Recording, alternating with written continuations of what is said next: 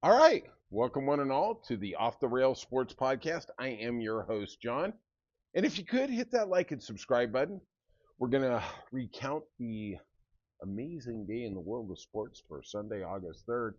And, these are the dog days of summer. Really, all we have, oh, God, we got some NASCAR, but it really isn't that on the radar until the chase starts. We came out of Indy, and Bubba Wallace became the first black driver ever to win an Indy. It was quite an accomplishment. Cool, cool, cool. But, you know, nothing really until, like I said, till the chase. Golf, we're getting into the FedEx, three different golf tournaments, seeing which one of these guys can win the most effing money. Hey, man, more power to you. You guys do you, but it's just a money grab. There's really nothing in golf till the Ryder Cup, Bethpage at the end of September. So NFL training camps are starting to roll on. We're starting to get a little more understanding of what's going on. The Miami Dolphins re-signed that one of their defensive players, Seidler, highest paid defensive player ever for the club. And I really do wonder what's the reality of the NFL. I mean, we have holdouts. We have Terry McLaurin at Washington. We have Michael Parsons. And I just don't see this in baseball. And I don't understand for the life of me why the players don't band together and just say we want guaranteed contracts. The reason is because their career is so short, 3.5 years on the average, and they don't want to lose a year. I get it. But look at the baseball players. They have literally given up years of their career to make a stronger union. To me, the NFLPA is just pathetic. I am a total union guy. I am a total union supporter. I am always on the players' side. But man, they are just so corrupt. They are so idiotic. Uh, I saw Mike Florio after Lloyd Howe left in disgrace. J.C. Trotter is just an idiot. That he said, and it was brilliant, that Mike Murphy, the outgoing president of the Green Bay Packers, who's out because of age, that's the guy they should get to run the union. He's absolutely right because you know exactly what the owners do. He's a former player. That's the guy. And, I'm sure they're going to sign him to after that got out, I'm sure the NFL organization 345 Park Avenue couldn't run over to him quick enough to sign him to a $500,000 a year consulting contract just so he couldn't get scooped up by the union because that is their worst nightmare. Somebody who understands what goes on behind the curtain. All right, we're going to see what happens. The NFLPA announced some guy. I don't know who the guy is. And you know what? It's an interim director. All right, great. He's good. I just don't believe that the player reps who all rallied around Lloyd Howe multiple times in the last 5 months are really adept at picking a true visionary, somebody who's really going to go to the mat. Because at the end of the day, the owners know they are not going to give up a year. They do. The owners can act, and I'm going to tell you this: I will disagree with Mike Florio, and he is eminently better and smarter than me. They don't want to give up that money. The owners. He says the owners will sit out a year. I don't believe that. I think that's what they portray. I think that's the unified front. I think that comes from Executive Management Council. But I think at the end of the day, if they really push, if the players were out there, yep. And there is all these ancillary leagues where they could try and bring in scabs. That's fine. But I think the public backlash, I think the ratings would go down. I think there would be a lot of reciprocal damage that would happen. And the NFL does not want to diminish its platinum brand. That's just my opinion. I just think that the owners have a more concerted, more unified PR front on, hey, we don't care if we play this year. I do. I think Mike's absolutely right about that. But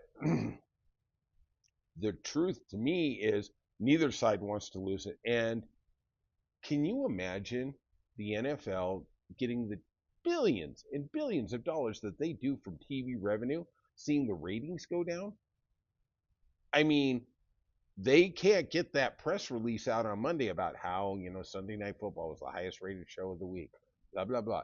I think I saw a statistic in the last 4 years, 60 of the 80 highest rated TV programs have been, it might have been 60 out of 70, I defer, have been NFL games, of course. And they get the demographic they want, young males between 24 and 54. All right, let's go on to the PGA Tour a little. Cameron Young, a gentleman I told you the other day, I didn't really, he was just snake bitten. I didn't think he'd ever cross it. Boy, he put on a Friday and Saturday. Low 60s both days. He wins the Wyndham going away. He is now in the FedEx Cup. He's in the top 70. He's 16th. He's actually probably going to get past the first round, automatically into the second round. I am impressed that Rory McIlroy, who did go to the first round last year, the St. Jude, and he did terrible, and he actually fell back one place, has decided to skip it. This is the worst nightmare for the PGA, and I do ponder that the PGA is trying to really play some dirty pool with LIV. I have been on PGA side since day one. I hate LIV. I think all the players who left the PGA Tour to go to LIV are LIV trash. It's easy for me to say that when somebody puts a $200 million check in front of you. Okay, fine. But as I'm looking at it, we've only had one LIV player win a major. That's Bryson DeChambeau at the U.S. Open last year.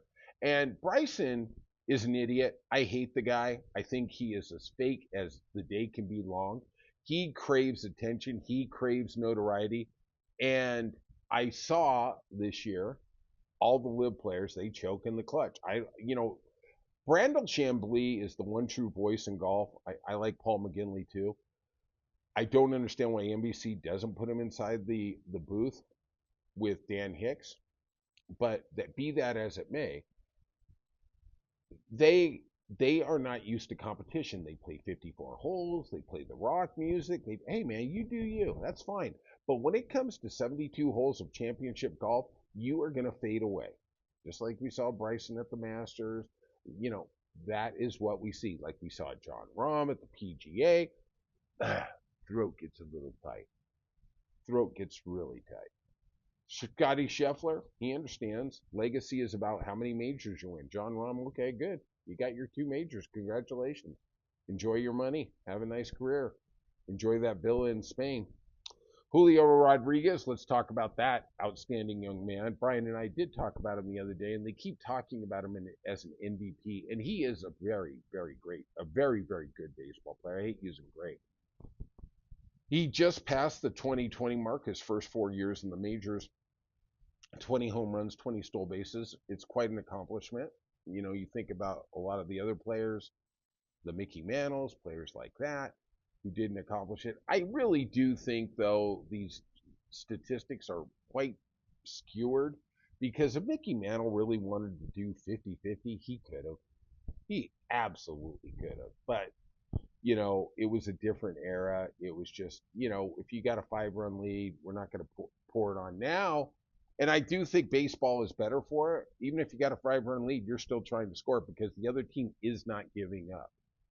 They are playing to the last out. I was watching some games today, and you saw guys in the 9th inning. They're down by 4 runs. They are trying to place that ball.